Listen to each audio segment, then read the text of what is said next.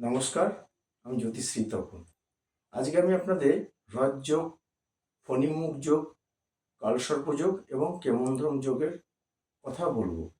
তো প্রথমেই বলি হ্রদযোগ। হ্রদযোগ কি?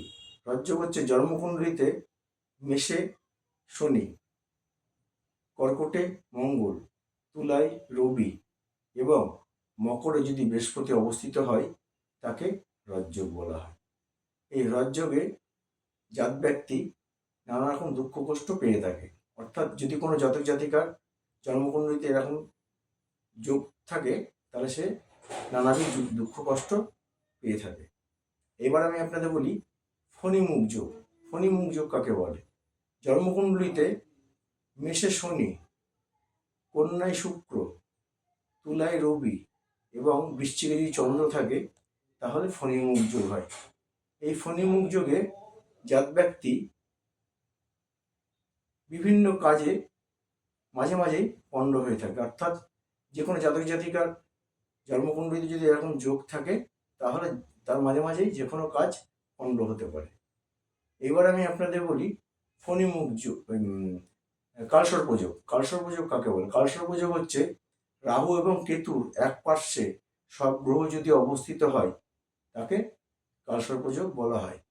এই কালসর্প যোগে যদি লগ্ন চন্দ্র কিংবা নবমপতি বলবান না হয়, এই যোগে জাত ব্যক্তির যে কোনো কাজে বাধাবিঘ্ন আসে এবং তার জীবনটা বিষময় করে তোলে। অর্থাৎ যে কোনো জাতক জাতিকার জন্মকুণ্ডলিতে যদি এরকম কালসর্প যোগ থাকে এবং লগ্ন চন্দ্র এবং নবমপতি যদি বলবান না হয়, সেই জাতক জাতিকার ক্ষেত্রে এইরকম ফল ঘটবে।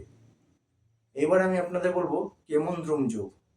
কেমন্দ্রম যোগ কি? কেমন্দ্রম যোগ হচ্ছে চন্দ্র যে রাশিতে অবস্থিত হয় সেই রাশির উভয় পার্শ্ব, অর্থাৎ সেই রাশির দ্বিতীয় এবং দ্বাদশে যদি কোনো গ্রহ অবস্থিত না হয় এবং চন্দ্রের চতুর্থ এবং দশমে যদি কোনো গ্রহ অবস্থিত না থাকে কিংবা লগ্নের দশমে যদি কোনো গ্রহ অবস্থিত না থাকে তাকে কেমন্দ্রম যোগ বলা হয়।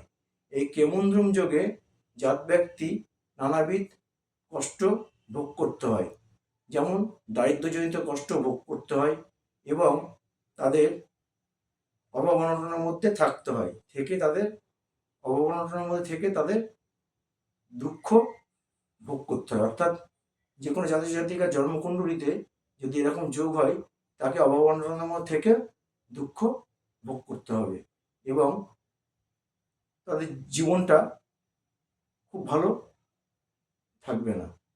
অর্থাৎ আমি আপনাদের এই চারটি যোগের কথা বললাম। এই চারটি যোগে যদি কোনো জাতক জাতিকার থাকে তাহলে তার ফল এরকম হবে। যোগ প্রচুর আছে আমার কাছে, যে কটা যোগ আমি জানি আমার জ্ঞানে সে কটা যোগ আমি আপনাদের সামনে অবশ্যই তুলে ধরব।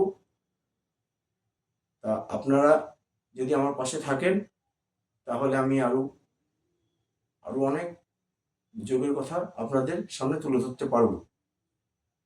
সুতরাং যদি ভিডিওটি আপনাদের ভালো লেগে থাকে তাহলে আপনারা ভালোবেসে আমার পাশে থাকবেন। আজকের মতো এই পর্যন্ত। নমস্কার।